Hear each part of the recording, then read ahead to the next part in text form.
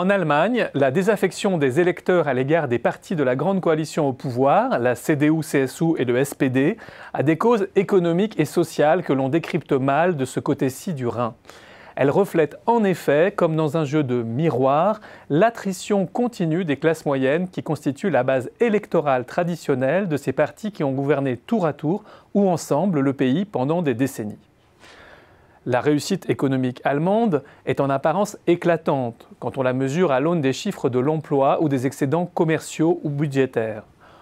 On sait en même temps qu'elle est loin de bénéficier à tout le monde. La montée des inégalités, de la pauvreté, de la précarité doit être pointée du doigt. On sait aussi que les réformes du système social et du marché du travail du gouvernement SPD de Gerhard Schröder ont en réalité transformé beaucoup de chômeurs d'hier en travailleurs précaires d'aujourd'hui. Mais le changement de logiciel du modèle allemand n'est pas toujours perçu. En vérité, le modèle de l'économie sociale de marché a été profondément remis en question depuis 20 ans. Il y a d'abord le statut des salariés. Outre-Rhin, les conventions collectives négociées dans les branches ne s'appliquent qu'aux entreprises ayant adhéré à ce système paritaire. Or, la part des salariés bénéficiant d'une convention collective de branche ou d'un accord spécifique d'entreprise a fondu de 19 points au cours des 19 dernières années, pour ne plus toucher grosso modo qu'un salarié sur deux.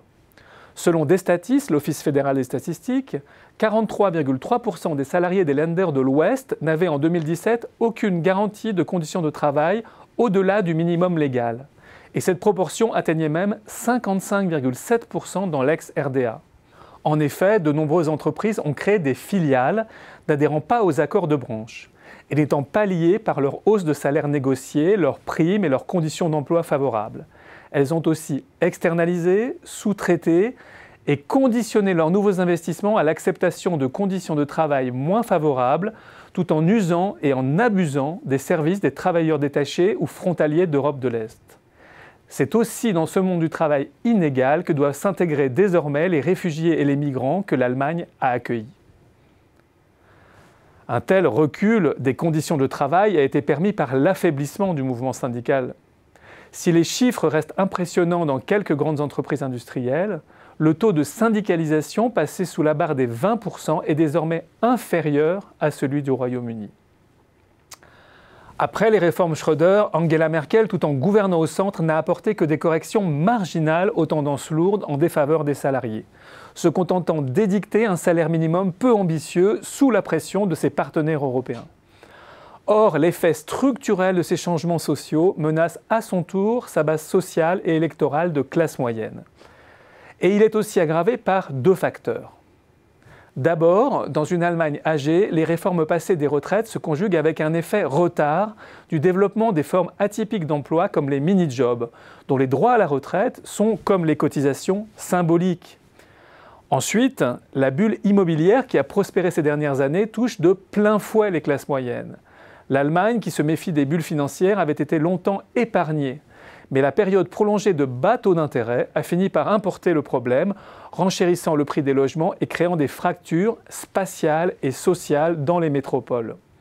Si les Allemands sont moins souvent propriétaires de leurs logements que les Français, ils n'en sont pas pour autant épargnés. Lors des relocations, les loyers ont progressé l'an dernier de 9,25% dans les grandes métropoles, souligne la Bundesbank, une tendance qui ne s'est pas calmée depuis. On perçoit bien, finalement, la conjugaison de facteurs économiques et sociaux qui remettent en cause la direction de l'Allemagne par les partis traditionnels de gouvernement. La situation politique apparaît aujourd'hui inextricable et l'avenir d'Angela Merkel comme chancelière est derrière elle. Mais l'on perçoit encore mal sur quel nouveau compromis politique, économique et social une nouvelle équipe pourrait prendre la tête de la première puissance économique européenne.